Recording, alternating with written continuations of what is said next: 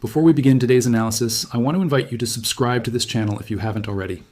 We focus on providing thoughtful, disciplined financial insights without the noise. No hype, no false promises, just clear thinking for serious investors. Please click the red subscribe button below to join our community of rational, prepared investors. Now, let's talk about what's happening in the markets right now. Something unusual is happening. While headlines remain relatively quiet, institutional order flow is telling a different story. Professional traders are repositioning. Treasury desks are adjusting duration. Options markets are pricing in scenarios most retail investors haven't considered. This isn't about predicting an exact outcome. It's about recognizing when the probability distribution is changing. The title of this video references Monday, but the truth is more nuanced. What matters isn't a specific day. What matters is that we're entering a period where positioning and preparation will define outcomes for the next 6 to 12 months. Smart money isn't reacting to news. They're acting on structure. Let me explain what that means, why it matters, and most importantly, what you should be doing about it. Right now, markets don't move randomly. They move in patterns driven by liquidity, positioning, and the interaction between informed and uninformed participants. When we talk about smart money, we're not referring to some mythical group with a crystal ball. We're talking about participants with better information flow, better risk management systems, and crucially, better emotional discipline. These participants include institutional portfolio managers, proprietary trading desks, sophisticated family offices, and systematic funds. They operate with different time horizons, different capital bases, and different constraints than retail investors. Here's what they're seeing right now. Volatility has been suppressed for an extended period. Option skew has normalized to levels that historically precede larger moves. Credit spreads are tight, but beginning to show divergences across sectors. Most importantly, market breadth, the number of stocks participating in moves, has been narrowing. This is a structural warning sign that doesn't make headlines, but carries significant information. Every market environment exists within a cycle. Understanding where we are in that cycle is fundamental to making rational decisions. We've experienced an unusual period of monetary policy. Rates went to zero, then rose at the fastest pace in decades, and now face uncertainty about their future path. This creates a specific type of environment. Not a crash, not a boom, but a transition. Transitions are characterized by volatility in both directions, sector rotation, and the divergence between winners and losers. They're also characterized by opportunity for those who understand what's happening. The problem is that most investors are conditioned by the previous environment. If you entered markets in the last decade, you learned that buying dips works, and that patience means holding through drawdowns. That strategy works brilliantly in certain cycles. It can destroy capital in others. Right now, we're seeing signs that we may be shifting from one type of cycle to another. Not overnight, not on a specific Monday, but gradually, then suddenly, as these things tend to unfold. Let's talk about what happens to human psychology at market inflection points. There's a pattern that repeats throughout financial history. When markets have been calm for extended periods, investors become conditioned to that calmness. They adjust their risk tolerance upward. They leverage positions. They stop questioning assumptions. This is rational behavior, in a sense. If volatility has been low for months or years, statistical models will tell you that volatility is likely to remain low. But markets aren't purely statistical. They're reflexive. Low volatility creates the conditions for higher volatility. Why? Because low volatility allows leverage to build. It allows positioning to become crowded. It allows complacency to replace vigilance. Then something shifts. It doesn't need to be catastrophic. Often it's a data point that doesn't quite fit the narrative. A liquidity event in an obscure corner of the market. A policy statement that suggests less certainty than expected. The shift begins quietly. Smart money adjusts positions. They don't panic. They simply recalibrate their risk exposure to reflect the new probability distribution. Retail investors, meanwhile, often don't notice until the move accelerates. Then they face a choice. Hold through the volatility or exit at potentially the worst time. This is where discipline separates outcomes. Let's ground this in the current macroeconomic reality. Central banks globally are navigating an unprecedented situation. They raised rates to combat inflation, but now face slowing growth and complex labor market dynamics. Inflation has cooled from peak levels, but remains above target in key economies. This creates a dilemma. Cut rates too soon, and inflation could reignite. Hold rates too long, and recession risk increases. Meanwhile, fiscal policy remains expansionary in most major economies, despite elevated debt levels. This creates an unusual mix: tight monetary policy alongside loose fiscal policy. Geopolitical tensions add another layer of complexity. Trade relationships are being renegotiated. Energy markets face structural changes. Technology competition between major powers affects supply chains and capital flows. None of these factors guarantee a specific outcome, but they create an environment where volatility is more likely than the calm we've experienced. For investors, this means traditional correlations may break down. Assets that historically move together may diverge. Diversification strategies need reassessment. History doesn't repeat, but it often rhymes. Let's look at previous market transitions to understand the pattern. In 1994, the Federal Reserve raised rates faster than markets expected. Bonds sold off sharply. Many investors were caught off guard because the economy seemed fine, but it was the pace of change, not the destination, that mattered. In 1998, the Asian financial crisis triggered a liquidity event that seemed disconnected from U.S. fundamentals, yet it required Federal Reserve intervention to stabilize markets. The lesson? Problems in distant markets can create local consequences. The year 2000 saw the deflation of the technology bubble. But the important detail is that the market peaked in March and spent months in choppy volatility before the real damage occurred.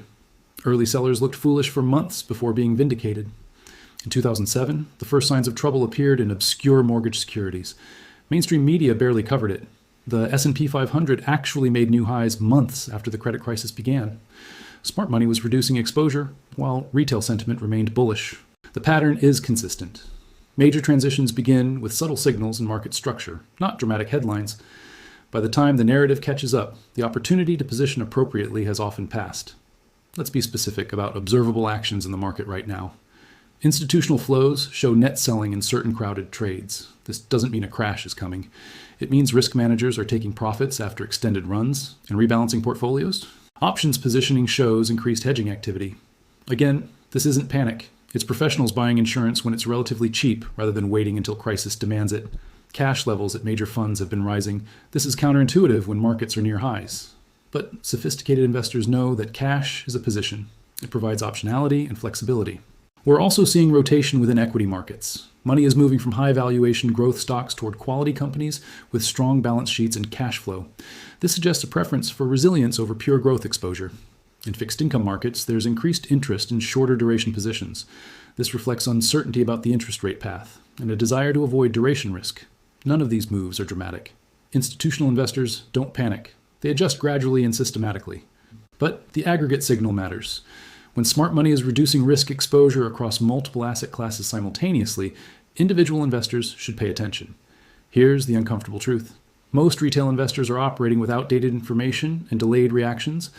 This isn't a criticism. It's a structural reality. Retail investors typically rely on news, social media, and brokerage research. All of these sources lag actual market action. By the time a trend is clear enough to make headlines, institutional investors have often already positioned for it. This doesn't make it impossible for retail investors to succeed, but it does require a different approach. The advantage retail investors have is flexibility. You can change positions quickly without moving markets. You don't have to report holdings. You're not constrained by mandates or benchmarks. But this advantage is wasted if you're reacting emotionally or following the crowd. Right now, sentiment data shows retail investors remain relatively complacent. Options activity from small traders shows more speculation than hedging. Social media discussion focuses on individual stock stories rather than broader market structure. This divergence between institutional caution and retail complacency is itself a signal. Not a guarantee, but a signal worth respecting. If you currently hold positions in equities, bonds, or other risk assets, this section is for you. First, assess your current exposure honestly. Write down your actual allocation. Not what you think it should be, but what it actually is right now. Include everything. Retirement accounts, taxable accounts, real estate exposure through REITs, even company stock. Many investors discover they have more equity exposure than they realized. This often happens gradually as appreciated assets grow to dominate portfolios. Ask yourself a simple question. If markets decline 20 or 30% from here, how would that affect your life? Not your long-term plans, but your actual day-to-day financial situation and emotional state. If the answer involves significant stress or forced selling, your risk exposure is too high regardless of your long-term bullishness. Now consider your time horizon. Money you need in the next year or two should never be in volatile assets. This seems obvious, yet many investors violate this principle during bull markets. For long-term capital, money you won't need for 5 years or more, volatility is less concerning. But even here, ask whether your positions reflect current valuations and probabilities, not past relationships. Let's get tactical about what existing holders should consider right now. Rebalancing is the unsexy discipline that compounds wealth. If your equity positions have appreciated significantly, they now represent a larger portion of your portfolio than intended. This concentrates risk. Disciplined rebalancing means taking profits on winners and redirecting capital to underweight areas. This feels wrong psychologically because it means selling what's worked, but it's how professionals manage risk. Consider implementing trailing stops on concentrated positions.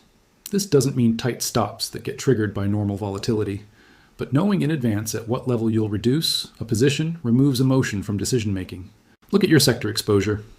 If you're overweight technology and communication services simply because these sectors performed well, you may have unintended concentration risk. Sector rotation happens quickly at cycle transitions. For bond holdings, review your duration exposure.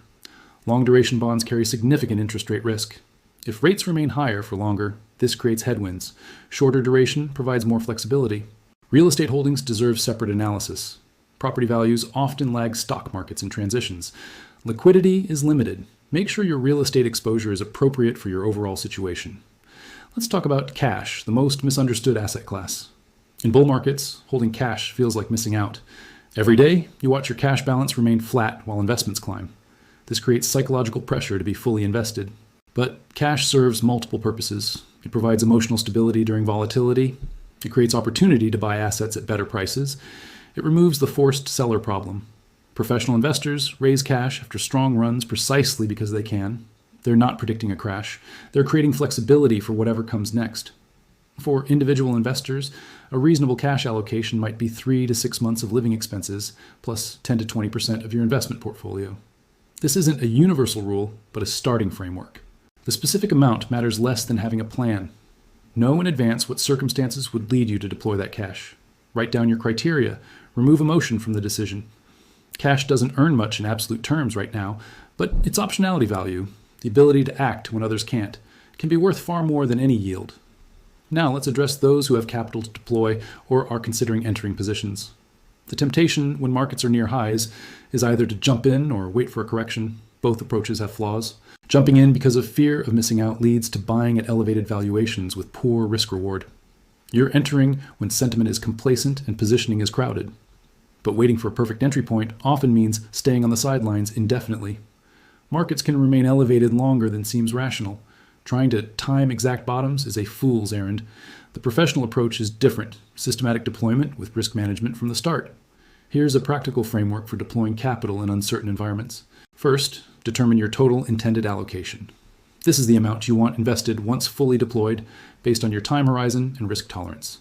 Divide this amount into tranches, perhaps 4 to 6 separate deployments over several months. This removes the timing pressure while ensuring you're building positions systematically. Each tranche should be deployed according to predefined criteria, not emotion. Maybe you invest one tranche immediately. The next, when the market pulls back 5%. Another when specific value metrics improve. The exact triggers matter less than having them defined in advance. This creates discipline when emotions run high. Within each tranche, diversify broadly. Don't concentrate in individual stocks or narrow sectors. Use broad-based index exposure as your foundation. Add specific positions only when you have genuine insight, not hope. Consider starting with a defensive tilt. Quality companies with strong balance sheets, established cash flows, and reasonable valuations. These provide more stability if volatility increases, while still participating if markets continue higher. Let's discuss valuation, a concept many investors misunderstand. Valuation doesn't predict short-term moves. Expensive markets can get more expensive. Cheap markets can get cheaper. But over longer periods, 3 to 5 years or more, starting valuation is the single best predictor of returns. Current equity valuations are elevated by most historical measures. Price-to-earnings ratios are above long-term averages. Price-to-sales metrics are stretched. Market capitalization relative to GDP is high. This doesn't guarantee poor returns ahead, but it does suggest expectations should be modest compared to historical norms. 10 to 15% annual returns from here would require either multiple expansion or exceptional earnings growth. More likely, we face a period of lower than average returns, interrupted by volatility in both directions. This is the environment where discipline matters most. For potential investors, this means focusing on price. Don't buy because something seems like it will work eventually. Buy when the price offers adequate compensation for the risk you're taking. Use pullbacks as opportunities. Not 10% pullbacks that feel scary but are statistically normal. Wait for 20% corrections that test your conviction. This requires patience. But patience is free, and paying less for the same asset improves every future outcome. Now let's discuss the specific behavioral mistakes that destroy capital during transitional periods. Reacting to daily news is the fastest way to underperform. Every headline seems important in the moment. Most are noise. Emotional trading generates transaction costs, tax inefficiency, and almost always results in buying high and selling low. Decide your positioning based on analysis, not fear or excitement. Leverage amplifies gains but also amplifies losses and eliminates staying power. In volatile environments, even correct directional bets can be stopped out if leverage forces exits. Professionals use modest leverage carefully. Retail investors should generally avoid it entirely. If you can't achieve your goals without leverage, reassess your goals. Having 30% of your portfolio in one stock feels brilliant when it rises, but it creates catastrophic risk if that company faces unexpected challenges. True conviction is rare and should be reserved for situations where you have genuine informational or analytical advantages. Most investors should diversify broadly. Frequent trading generates costs that compound over time. Commissions, bid-ask spreads, and taxes add up quickly. Every transaction should have a clear strategic purpose. Trading for entertainment is expensive entertainment. Professional investors think in terms of after-tax, after-cost returns. So should you? Social media creates echo chambers where everyone agrees and dissent is dismissed. When everyone is bullish on the same themes, those positions become crowded and vulnerable. Contrarian thinking doesn't mean being different for its own sake. It means questioning consensus and thinking independently about probabilities. I'll sell when it gets back to my purchase price isn't a strategy, it's hope. Sunk costs are irrelevant to forward-looking decisions. Every day, you should be able to justify your current positions based on their future prospects, not past decisions. If you wouldn't buy it today at current prices, why are you holding it? Taxes are one of the largest drags on wealth accumulation. Tax loss harvesting, asset location, and holding period management significantly impact after-tax returns. This doesn't mean letting tax considerations override investment decisions, but tax-aware investing compounds wealth faster than tax-ignorant investing. Perfect information doesn't exist. Waiting for certainty means never acting. Professional investors make decisions with incomplete information by thinking probabilistically. They size positions based on conviction and manage risk through diversification and stops. Analysis is useful to a point. Beyond that point, it becomes procrastination. The investors who succeed through transitions share common behavioral traits. Let's examine them. They think in probabilities, not certainties. They know they'll be wrong regularly and size positions accordingly. A 55% probability of success is enough to act if risk-reward is favorable. They separate ego from outcomes. A good decision that results in a loss is still a good decision. A poor decision that happens to work out is still poor decision-making. They focus on process, not results. They update their views based on new information, strong opinions weakly held. They don't marry positions or fall victim to confirmation bias. When facts change, their minds change. They control what they can control. They can't control market direction. They can control position sizing, risk management, and emotional discipline. They focus energy on these controllable factors. They maintain liquidity and flexibility. They know that the best opportunities often appear when others are forced sellers. Having dry powder during dislocations creates asymmetric upside. They think long-term while managing short-term risk. Long-term success doesn't require ignoring short-term volatility. It requires surviving short-term volatility to reach the long-term.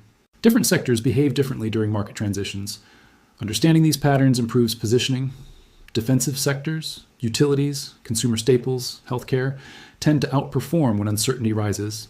Their predictable cash flows become more valuable. This doesn't mean they're immune to drawdowns, but relative performance often improves.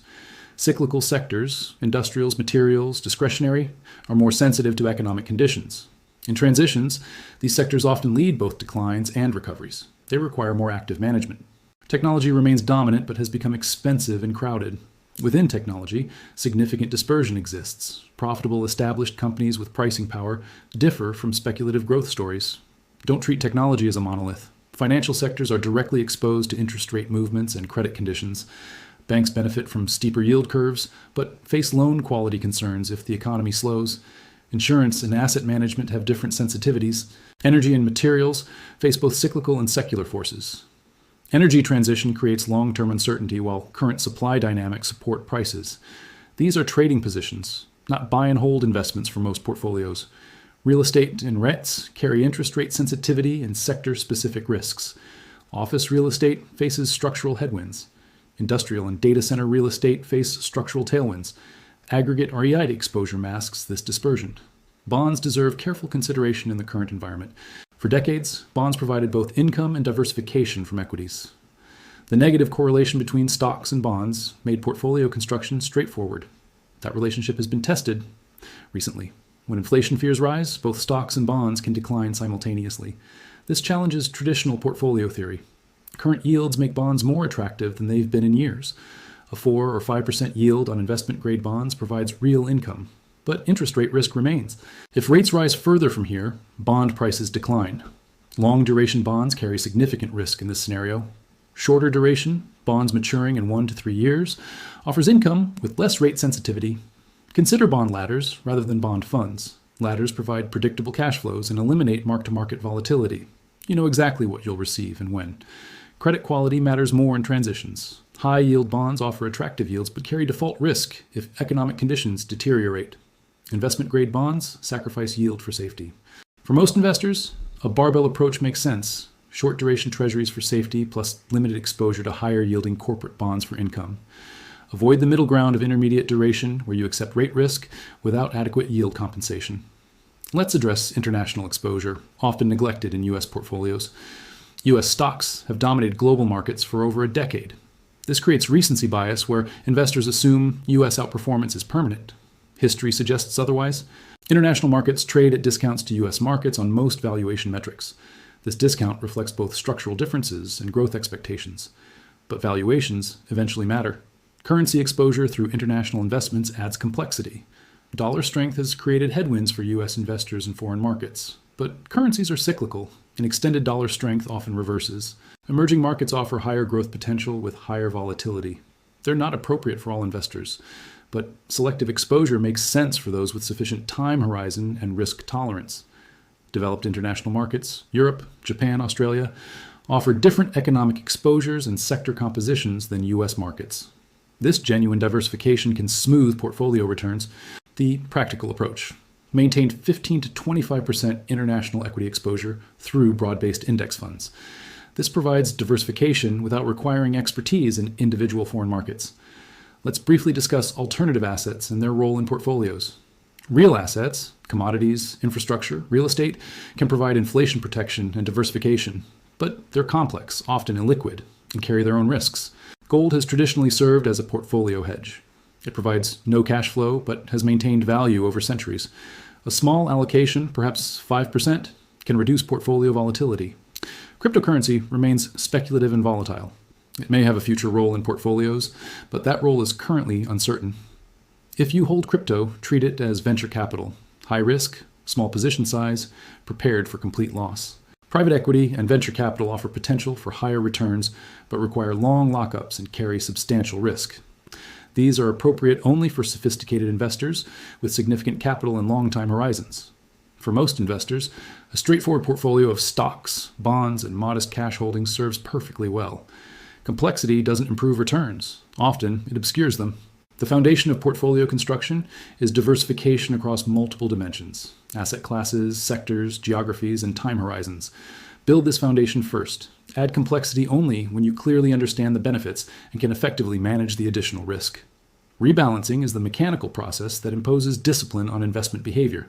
Set target allocations based on your financial plan, perhaps 60% stocks, 30% bonds, 10% cash. The specific numbers matter less than having defined targets.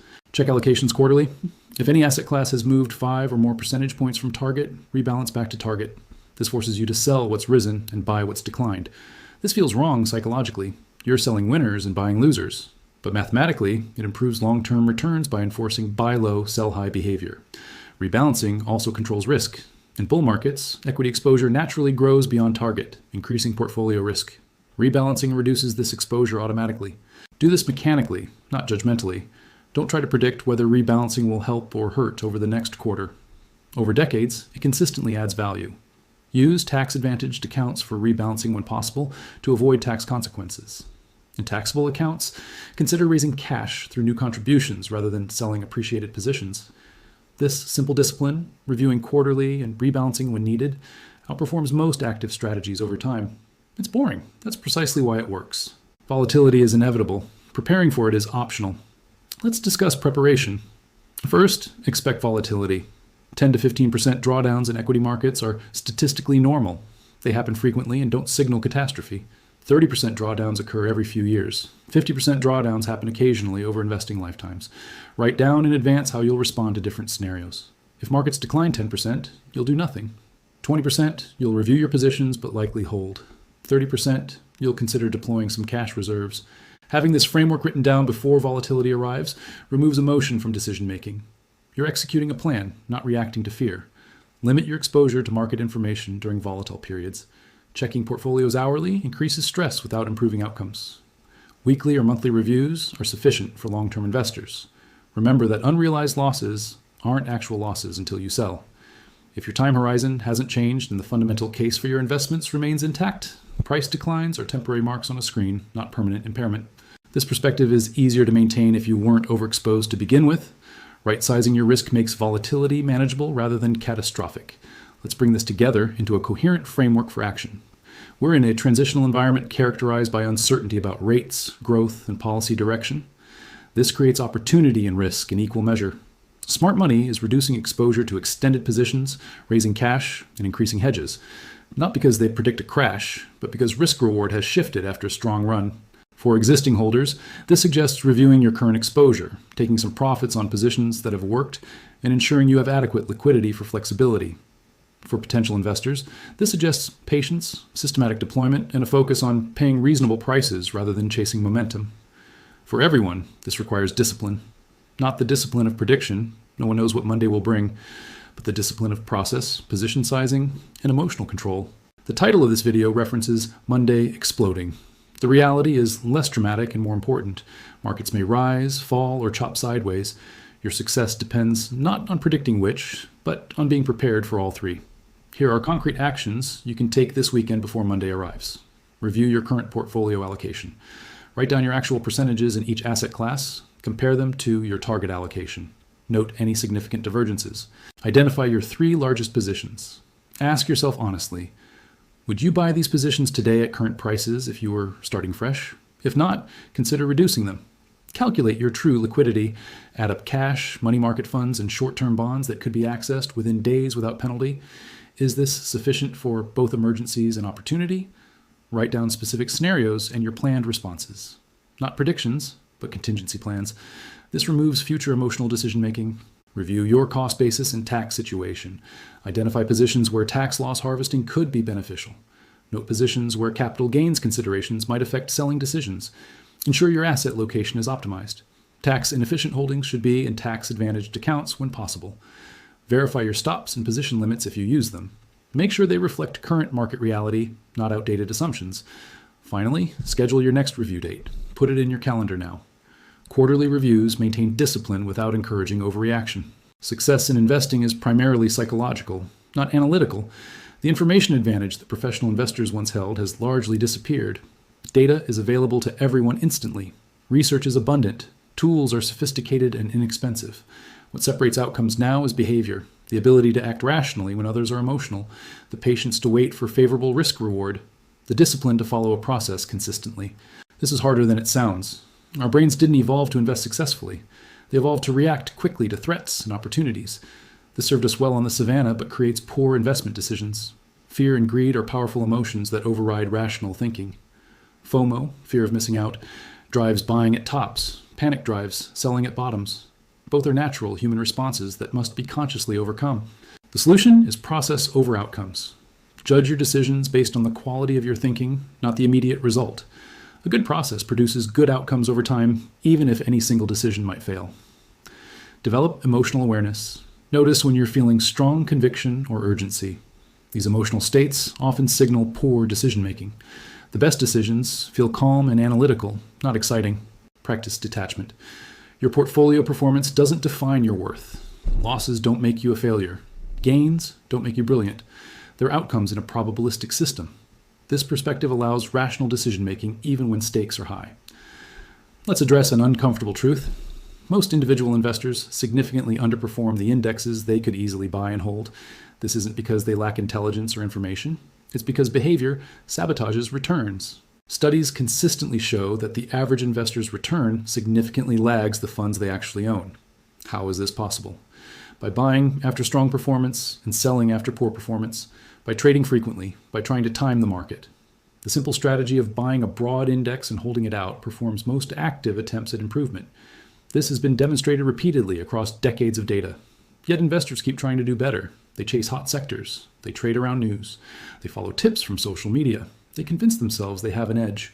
Very few actually do. The ones who do have systematic processes, rigorous risk management, and emotional discipline that took years to develop. For most investors, the winning strategy is simpler than they want to believe.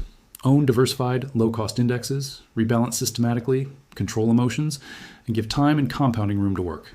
This isn't exciting. It doesn't make for good stories, but it works far better than the alternatives most investors actually implement.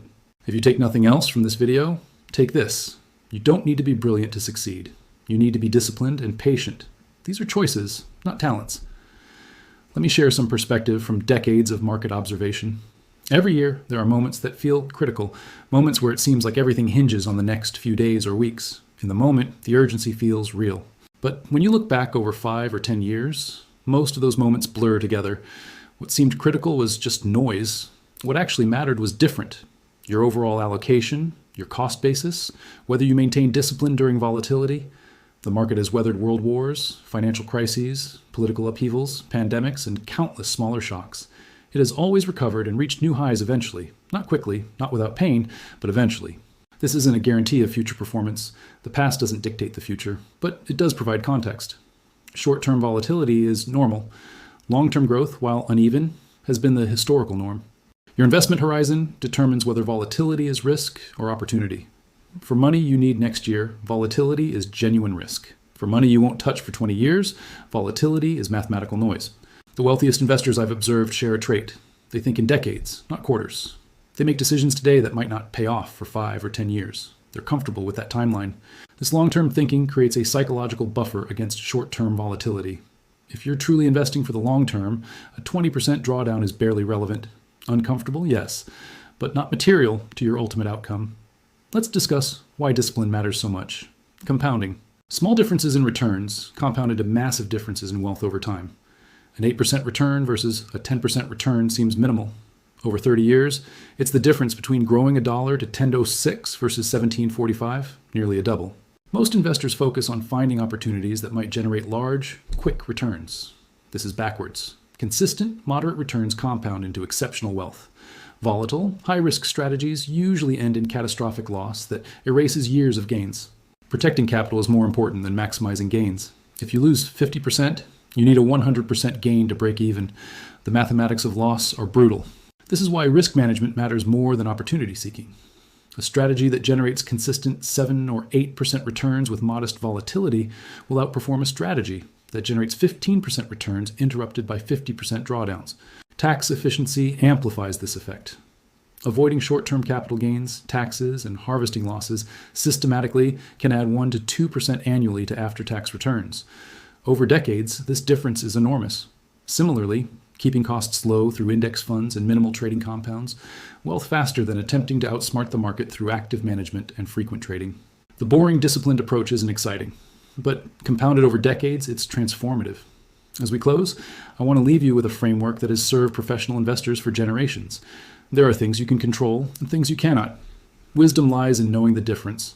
You cannot control market direction. You cannot control economic policy. You cannot control geopolitical events. You cannot control what other investors do. Accepting this removes enormous stress. You're not responsible for these outcomes. You're not failing when markets decline or missing opportunities when they rise without you.